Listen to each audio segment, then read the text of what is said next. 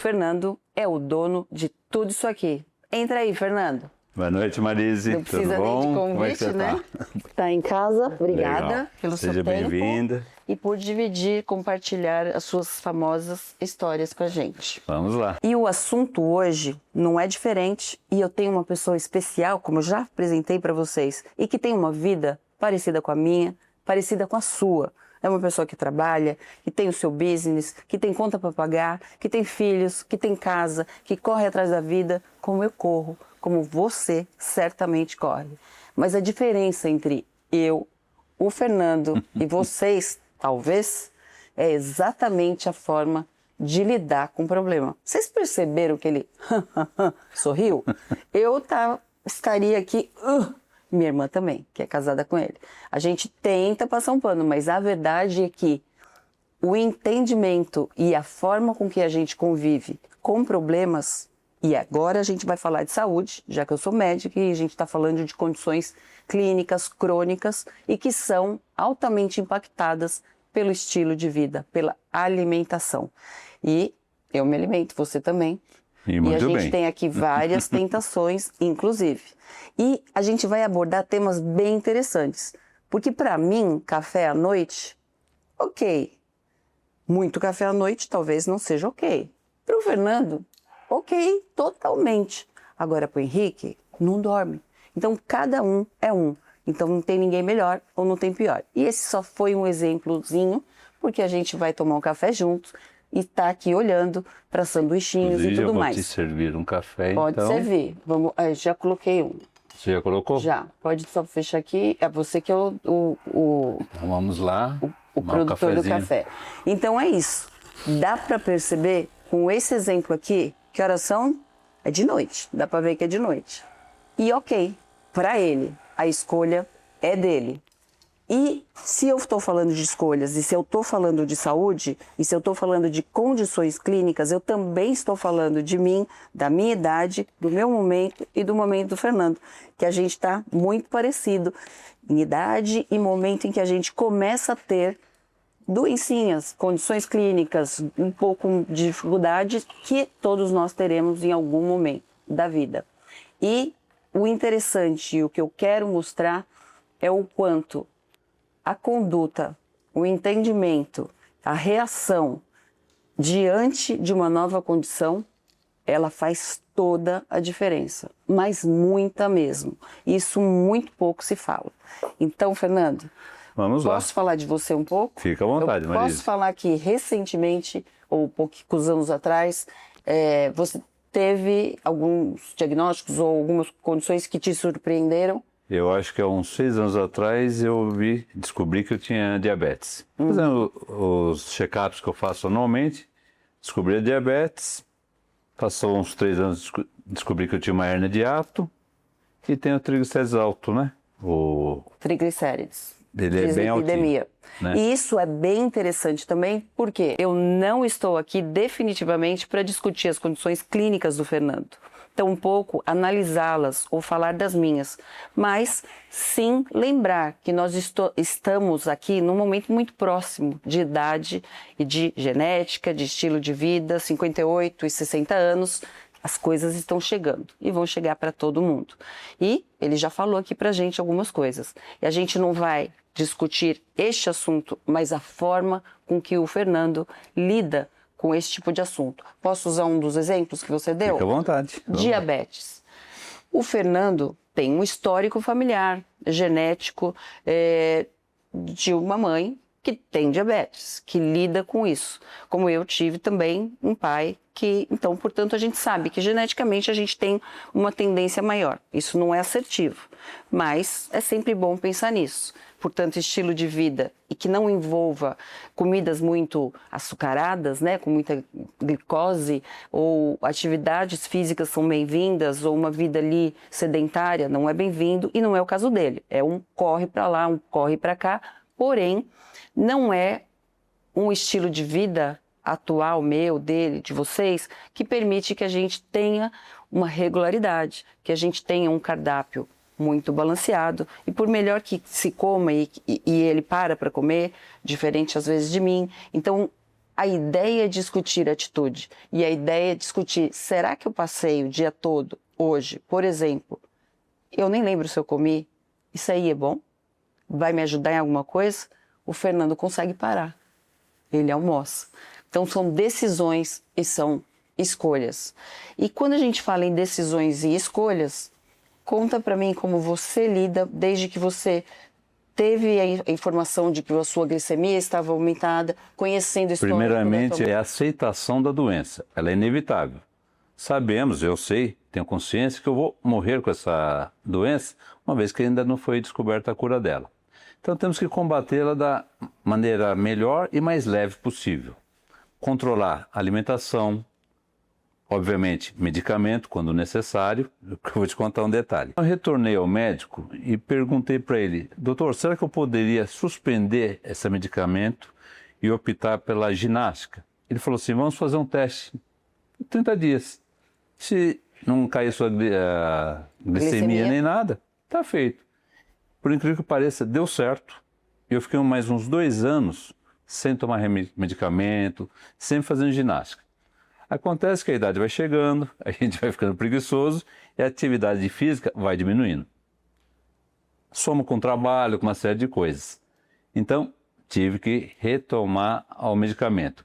Mas então eu balanceio um pouco de ginástica, controlo minha alimentação, não deixo de comer nada. Eu como de tudo que eu gosto. Obviamente que há opções. Se eu comer macarrão, eu não como arroz. Se eu comer o arroz, eu não como a batata. Refrigerante, pediram para que eu cortasse. É um pouco difícil para mim. Entrei no 0. O café, vocês já perceberam que eu gosto bastante. Eu tomava uns 30 por dia. Consegui diminuir para 15. E tá no 15? Não foi por remédio, mas ficou no 15 igual. Às vezes eu tomo uns 20, mas vamos lá, né? Então são essas opções e considerações que a gente tem que ter. E o mais importante, mas que eu acho, é a aceitação da doença. Você não ser um escravo daquilo. Eu não passo o dia inteiro naquela ladainha, sou doente, sou diabético, sou isso ou aquilo. Eu só lembro da doença, de manhã eu tomo meu medicamento. No resto do dia, no decorrer da minha vida, eu nem lembro disso. Já faz parte da tua vida. As entra tuas como uma escolhas, rotina. a tua rotina. Ela me afeta, obviamente, a cada 2, 3 meses, que a gente passa mal, alguma coisa que eu pareça. Vem para casa, fica uma tarde inteira dormindo, descansando. No dia seguinte está reposto e vida que segue. Fernando, essa sua fala é tudo que eu precisava. E vocês também. Porque é um exemplo prático da pessoa que busca primeiro aceitar, porque não tem muito como mudar, ou tem, se ela se informar. E dá para eu prolongar, dá para eu adiar, que foi o que aconteceu com o Fernando e que acontece. Isso não é surpreendente, acontece. O que é surpreendente é as pessoas entenderem que está aqui nas tuas escolhas, nas tuas mãos, as suas decisões e a sua matemática. Porque ninguém está dizendo aqui que o Fernando não pode tomar um café ou comer um sanduichinho desse. Mas ele tem que ter a consciência, e você tem, e com exemplo prático, de entender que se comeu isso aqui, não vai dar para comer esse aqui também junto, no mesmo dia. Ao mesmo tempo agora. Até porque no dia seguinte é uma outra escolha. E no dia seguinte pode ser uma escolha dietética, comportamental, pode ser, e comportamental é fundamental. Eu não estou falando de atividade física, mas eu estou falando de nível de estresse, de não rebeldia ou revolta, de não se sentir rotulado ou doente e não ter piedade de si próprio. Então, essa é a base. Por quê? Porque isso gera estresse. E estresse desencadeia uma série de síndrome, vou chamar de síndrome metabólica, que define se você vai melhorar, se você vai piorar, se sua glicemia vai disparar ou não vai disparar. E isso não depende só de alimentação. E eu vou dar um exemplo. Se você tem uma dieta restritiva absoluta, pode ser que eu não sofra com isso. Eu não sei. Eu estou dizendo agora de glicemia. Mas pode ser que o Fernando sofra muito. E faz a diferença. Comer um quadradinho de chocolate, um pedacinho de chocolate, ela com certeza impacta menos do que você se privar a ponto de sofrer por não conseguir ter aquele momento de prazer, sentir aquele gosto que te remete histórias, momentos da sua vida, porque isso dispara o cortisol, isso dispara o mecanismo de compensação que deixa de haver e a dopamina. E aí o desespero por mais açúcar, por gordura, por comidas inadequadas é fato. Então, eu não estou dizendo, até como médica, não jamais poderia dizer ou indicar que as pessoas comam o que elas queiram e tudo bem, mas que entendam o que estão fazendo. Hoje eu escolhi isso aqui, amanhã eu tenho que fazer uma escolha que compense isso. Eu costumo falar para os meus pacientes e para todo mundo que a medicina é uma matemática, é uma equação que precisa ter um balance, um equilíbrio. Então a minha escolha de hoje precisa ser compensada com a minha escolha de amanhã. A minha privação excessiva vai disparar situações emocionais de estresse que vão me levar a consequências mais desastrosas do que não me privar tanto. Agora, isso não é fácil. Eu não consigo simplesmente, eu posso conseguir, mas você pode não conseguir. Não se consegue, às vezes, comer um pedacinho. Há pessoas que buscam, né, uma compensação e aí não conseguem. Então, cada pessoa é que faz a sua escolha. Então, o meu convidado hoje, o Fernando, ele mostra que não tem só aceitação, mas informação, não é perfeição. Tem dia que ele erra, e erra bem. Tem dia que ele acerta, e acerta bem. O importante é consciência. E o que eu não posso deixar de dizer é que essa decisão é minha, é do Fernando ou é sua. É de quem é portador ou de quem está passando pela condição clínica. Não é o meu cônjuge, não é o meu irmão, não é a minha família, não é o meu vizinho. Até porque eu decido se eu vou comer açúcar e se eu vou piorar meu diabetes. Exceto que o Fernando saia, venha com Covid para casa, aí a minha irmã vai ter que reclamar. Que é isso? Vem passar Covid para todo mundo? Se impactar na vida das outras pessoas, obviamente, que aí não é uma questão de pôr o dedo na vida ou na escolha do outro.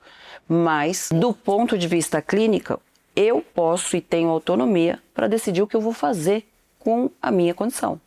E eu tenho um exemplo, um urologista, grande urologista, colega meu, foi meu professor, teve um câncer de próstata e decidiu, eu não quero tratar. Porque a condição do tumor, naquele momento, ou levaria a uma provável impotência, ou levaria a uma remissão da doença em pouco tempo. Ele tinha acabado de se casar novamente, ele escolheu que ele não quis se tratar. Alguém pode dizer que isso aqui está errado ou certo? Não é a minha vida. Ele tinha todo o conhecimento no mundo e tratava essa doença em todas as pessoas. E eu tenho o direito de reclamar ou de falar? Não. Não é a minha vida. É óbvio que a gente vai ficar triste ou não. Então, isso também é um gerador de estresse, de emoções, de controle, de rótulo. E tudo isso causa descompensações, como eu já falei agora há pouco, dopamina, cortisol, e isso causa síndromes metabólicas. E quando a gente fala isso, é um bug, é um curto-circuito que faz com que o mecanismo habitual e normal do corpo, ele passa a ficar completamente distorcido, errado, atrapalhado. E aí a glicemia, ou a hipertensão, ou qualquer descompensação vai acontecer. Para continuar a nossa conversa, não dá para a gente não fazer um brinde com o café. Isso aí. É isso aí. E a gente vai falar um pouco mais sobre maturidade para adoecer. A gente falava de maturidade para adoecer. E obviamente que não é só para adoecer, mas é para viver e para lidar com a vida e com os problemas que a vida oferece ou que a gente procura, né? E para falar disso, eu vou lembrar ou contar para vocês que eu moro há 18 anos nos Estados Unidos. Sou médica há 32 anos, me parece. Então, metade, metade. Me vi aqui, trabalhei aqui, me formei aqui, sou brasileira. E sei como é ser brasileira. É um país cristão, é um país que não tem nada de errado com isso, mas é um país que a gente espera a ajuda de Deus, de Jesus, a gente ora e tá tudo certo com isso, desde que a gente se lembre que Deus ajuda, né? quem cedo madruga, ou quem faz a sua parte também. E essa já é uma diferença gritante do que a gente vê nos Estados Unidos, particularmente. As pessoas têm a fé delas, e isso não existe discussão e nem é o ponto aqui, mas elas não esperam que Deus ajude sem que elas façam a parte delas. Elas não se colocam numa posição de vítima, e eu volto com essa palavra, no sentido de esperar da família, do cônjuge, dos amigos, que elas deixem de viver ou que tenham culpa de viver porque o amigo, cônjuge, parente adoeceu. E elas também não se põem numa condição de que não dá mais. E agora eu dou um exemplo de uma grande amiga, psiquiatra, que já se foi e que eu vi adoecer, que teve um câncer, uma doença bem já com uma evolução importante, e ela teve uma sobrevida de 5 anos.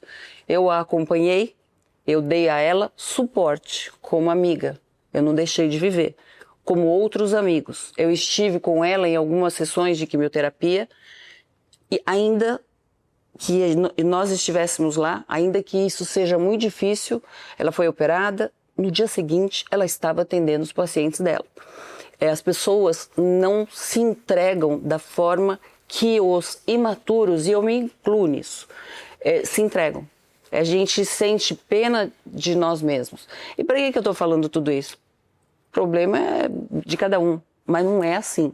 Porque se colocar nessa posição de uma pessoa que precisa que a outra pare a vida, porque senão ela vai sentir que ela não é amada, que ela não tem maturidade para entender que a outra pessoa não pode e não deve, até porque ela tem que trabalhar, ela tem que estar bem para oferecer suporte, para estar do lado quando isso for possível. Óbvio que eu não estou falando de responsabilização por mãe, pai, familiares, porque é assim que a gente vive aqui. Mas o interessante que eu vejo e que quando eu me mudei para lá, até me chocava, é a condição das pessoas se prepararem para ir embora, de se prepararem para irem para clínicas. Não é que se separou da pessoa ou da família, é porque existe uma maturidade. E o Fernando começou a fala dele exatamente dizendo aceitação, informação, toca para frente. Fernando, você tem um caso aqui né? Eu te contar o outro caso da minha mãe, mas vamos contar esse aqui. Em junho do ano passado, eu vi uma machucadinho aqui, fui no médico, era um câncer de pele. Primeiro momento falou que não, que era só... Mas fez a biópsia e detectou-se o câncer de pele. Tirou. Um mês depois eu tinha que ir para o Nordeste, eu adoro sol. O que eu fiz? Tenho que me preparar. Filha do sol. Não que eu não possa tomar sol, eu amo ficar no sol. Só que eu tive que me proteger. Comprei camisetas UV, protetor 50, que eu nunca usei isso na vida, eu acho absurdo. Eu usava óleo de urucum, óleo de coco. Eu lembro. E agora estou usando protetor solar 50, 60, 70. Mas o que eu ia te contar é com relação à minha mãe, por exemplo. Esse negócio do assistencialismo que a família deve ou não dá. Já comentei lá atrás que minha mãe tem uma diabetes severa, que ela vai de 40 a 800. Praticamente ela ficou 1 ano, a cada 15 dias, indo para a UTI. Ficava 15 dias no UTI, tomava seu medicamento, que na casa era insulina, voltava para casa. Ficava 15 dias, passava mal, voltava para... Meu irmão teve uma sacada, falou, vou ficar 1 semana na casa da mãe para ver o que está acontecendo. Tentando entender. E nessa semana que ele ficou lá, não que ele parou a vida dele, mas para entender o que estava acontecendo. Ele participou e deu suporte. E ele detectou o seguinte, que ela aplicava a insulina, mas de uma forma errada. Então ela jurava que todo dia ela estava tomando ela insulina. Ela perfurava, mas não injetava, era isso? Ela não sabia girar a caneta, então ela achava que estava tomando insulina, mas não injetava insulina. Por quanto tempo foi isso? Durante 1 ano praticamente. Nossa. Ela foi, acho que umas 15 vezes para a UTI seguido, da forma que eu estou te falando. Eu 15 me lembro dias em de casa, 15 vê-la dias. na UTI muitas vezes por isso. Isso já vai fazer quase 2 anos que meu irmão teve essa experiência, detectou. Ensinamos a minha mãe como aplicar corretamente a insulina, praticamente ela não voltou mais por esse motivo para o hospital. Então, ela conseguiu controlar a diabetes dela com a informação correta. E olha que ela gosta de um docinho, viu? Gosta. Ela é danada. Mas esse exemplo, os 2 exemplos são muito bacanas. Um porque isso me remete também a uma outra pessoa conhecida que também teve um problema semelhante e que teve uma total diferença de abordagem e de pânico e de tudo. Eu estou me ajudando, entrando em pânico ou indo me tratar? Procurando entender ou fingindo que não é comigo? E não pode Então, parar a vida por causa disso. Tem que não continuar. dá, porque as contas estão Trata-se aí, a vida está e aí, vida a que família segue. está aí. E esse exemplo da sua mãe é um exemplo assim do que é suporte. Suporte não é pena, suporte não é favor, suporte é responsabilização, é filho, são do lado, é a busca por entender o que está acontecendo.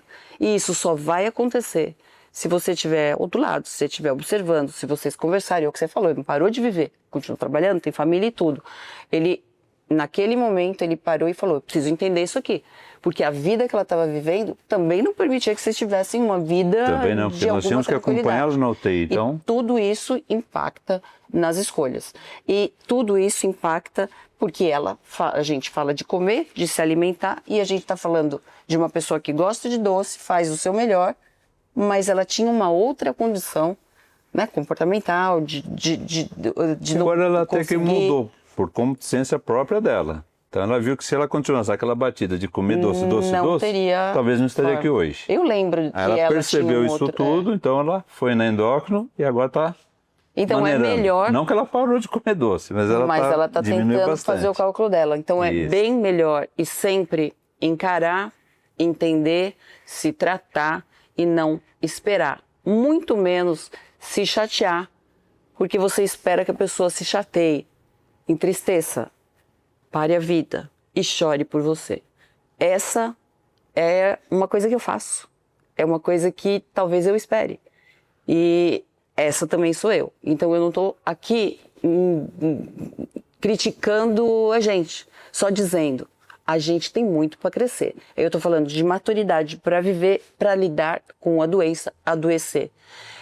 Isso faz toda a diferença. Eu não vou entrar no mérito agora de falar questões fisiológicas, bioquímicas, mas impacta e muito. É todo o mecanismo de estresse, de não compensação, de busca de dopamina e de buscar o que não é bom. Alimentos que te dão satisfação, não nutrição. Satisfação, não nutrição. Vocês não entenderam nada, né? É porque eu fico batendo aqui no microfone, né? Não vai cortar isso, pode falar a verdade. Mas é isso aí. Então, isso é um fato, isso é escolha de vida e isso impacta muito em você poder se alimentar melhor, não se restringir tanto, se você tiver maturidade. Maturidade é, hoje eu fiz uma escolha, não foi tão boa, amanhã eu posso acertar. Agora, se eu decidir errar, aí não tem maturidade. Aí você joga pra Deus. E eu estou buscando a minha. Eu espero que a gente chegue lá, nesse sentido. Isso aí. E que eu acho que você já está bem à nossa frente. Ainda né? bem. Tomara que eu continue assim. Para muitas escolhas. Não sei, não, você tá. Bom, não sei. Eu sei não por sei. mim. Cada um tem a sua. É isso aí. Nós vamos falar um pouquinho mais, mas estamos quase lá. Perfeito. A gente já falou bastante sobre alimentação, não só de ingestão de coisas, mas alimentação de informação, alimentação de consciência, de maturidade e tudo mais. Mas eu tenho um exemplo prático, que na verdade o Fernando aqui tem, e muitas pessoas têm, que é uma condição, né? Você tem uma hérnia de hiato. Aí você fala, bom, hérnia de hiato. Aí o teu médico diz para você... Pode virar câncer se você não cuidar dela. E o que ele te falou para fazer? Tomar a medicação e o que mais? Ele começou. Para de tomar café, praticamente impossível. Não toma refrigerante, isso dá para diminuir. Não toma chá, essas coisas todas.